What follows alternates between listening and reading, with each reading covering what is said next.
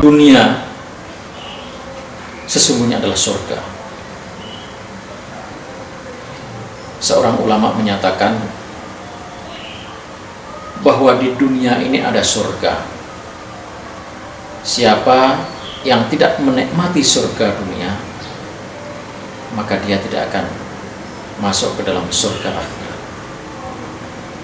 Artinya apa? Dunia ini nikmat dan kita harus raih kenikmatan dunia ini. Bagaimana mungkin kita bisa masuk surga kalau hidup di dunia ini menderita?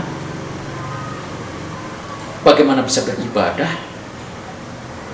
Bagaimana bisa berbuat yang terbaik kalau hidup kita menderita? Maka surga dunia harus kita kejar, kenikmatan dunia harus kita capai. Orang-orang yang berkata, biarlah di dunia menderita, yang penting di surga, di akhirat nanti masuk surga. Ini adalah kata-kata ucapan orang yang putus asa, tidak bisa memberdayakan dirinya untuk mencapai kenikmatan dunia, tidak bisa meraih surga dunia. Padahal Allah juga menyatakan, wa man kana fi hadhi a'ma fa huwa fil akhirati a'ma. Barang siapa yang di dunia ini buta, maka di akhirat akan lebih buta, wa adallu sabila, dan lebih sesat jalannya.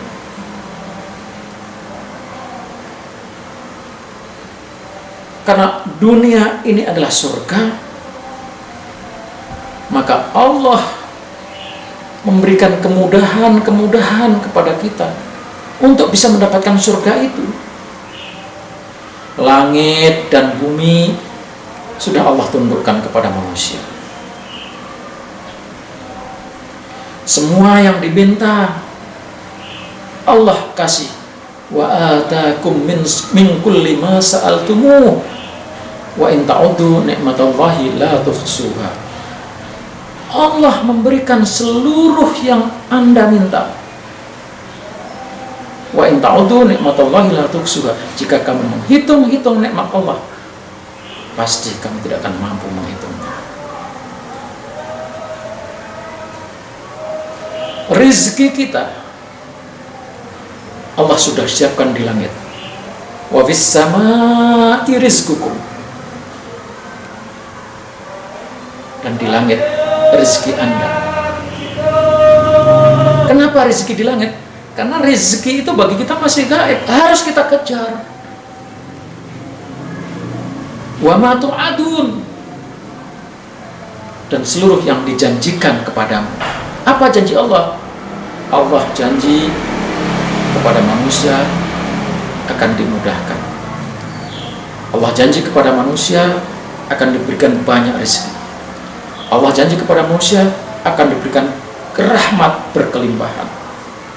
Allah berjanji kepada manusia diangkat menjadi makhluk yang mulia. Walaqad karramna bani Adam. Aku sungguh memuliakan anak keturunan Adam. Kemudian fisik kita. Fisik kita ini dicipta oleh Allah Subhanahu wa ta'ala, didesain untuk bisa melakukan apa saja. Didesain oleh Allah Subhanahu wa ta'ala untuk bisa mengerjakan apa saja. Didesain oleh Allah untuk bisa meraih apa saja. Ini fisik kita.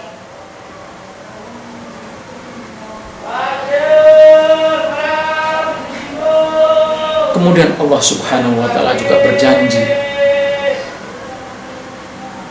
bahwa manusia akan memperoleh apa yang diusahakan. Maka segalanya tergantung usaha kita.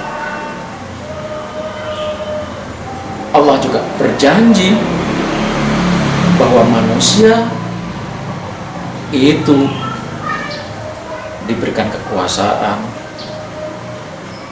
diberikan keleluasaan, juga diberikan hak untuk mengatur dirinya. Anda mau kaya, maka kaya adalah pilihan Anda.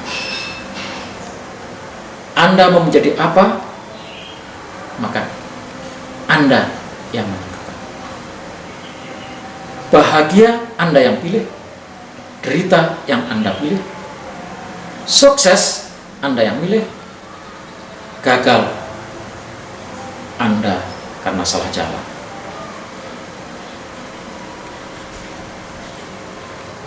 Diri kita ini didesain oleh Allah Subhanahu wa Ta'ala untuk menjadi orang yang kaya.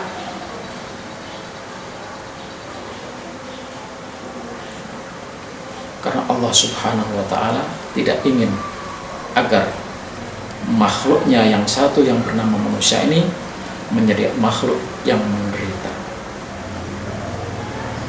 Demi janji-janji itulah maka Allah Subhanahu wa Ta'ala kasih kepada kita yang namanya basirah.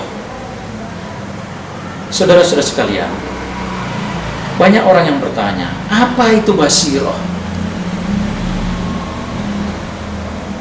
Umat Islam yang sudah banyak membaca Al-Quran,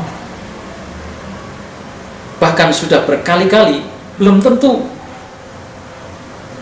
tahu makna basirah. Padahal setidaknya ada 3 kata basirah disebutkan dalam Al-Quran dalam bentuk tunggal, yang bentuk jamak lebih dari 7 ayat. Belum lagi yang dalam bentuk kata kerja. Kalau kita buka dalam buku-buku tafsir, kitab-kitab klasik, begitu banyak dan begitu dahsyat makna basirah.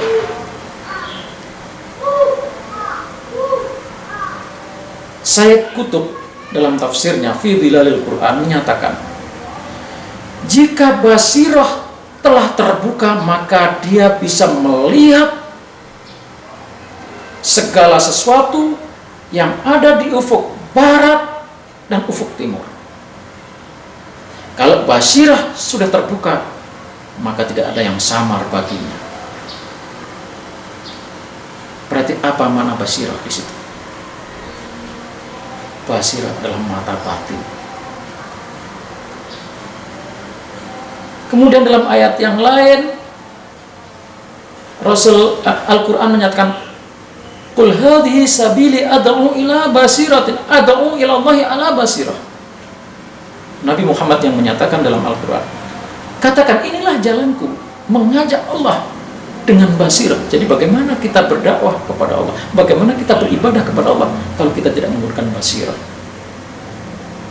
Artinya, kalau kita mau beribadah kepada Allah, maka basirah harus ditata, basirah harus diberdayakan.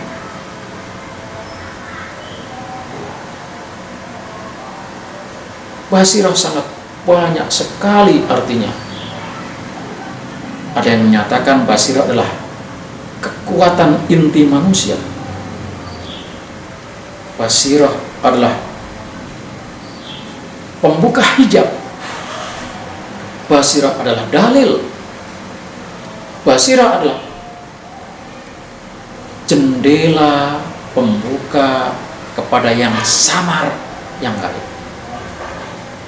Tetapi intinya basirah adalah kekuatan metafisik yang diberikan oleh Allah Subhanahu wa Ta'ala untuk memberdayakan potensi fisik dan potensi ruhani agar manusia bisa meraih, menarik, mengunduh janji-janji Allah Subhanahu wa Ta'ala, bisa meningkatkan kualitas dirinya. Dengan basirah bisa membantu orang lain, dan dengan basirah dia bisa meraih seluruh apa yang dipikirkan, apa yang dimimpikan, dan apa yang diharapkan. Itu kekuatan basirah. Maka ketika kita sudah memahami bahwa di dalam diri kita ada kekuatan inti yang luar biasa, di mana kekuatan itu menjadi sumber energi sumber kekuatan kita. Maka mari kita berdayakan basirah ini. Karena dengan basirah itu kita akan bisa menjalankan misi ketuhanan, misi kemanusiaan, misi pribadi kita, misi membantu mewujudkan misi orang lain, itu dengan kekuatan basirah. Nah, untuk itulah maka saya tulis dua buah buku, yaitu Zikir Membangkitkan Kekuatan Basirah dan Basirah Teknologi Pemberdayaan ini. Buku ini sangat penting bagi Anda yang ingin sukses dunia dan akhirat. Penting bagi Anda yang ingin mencari solusi dari masalah-masalah yang dihadapinya. Penting bagi Anda yang mempunyai harapan-harapan indah masa datang. Bahkan dengan teknologi latihan secara khusus, kita bisa menggunakan basirah yang ada dalam diri kita ini untuk berbagai keperluan hidup.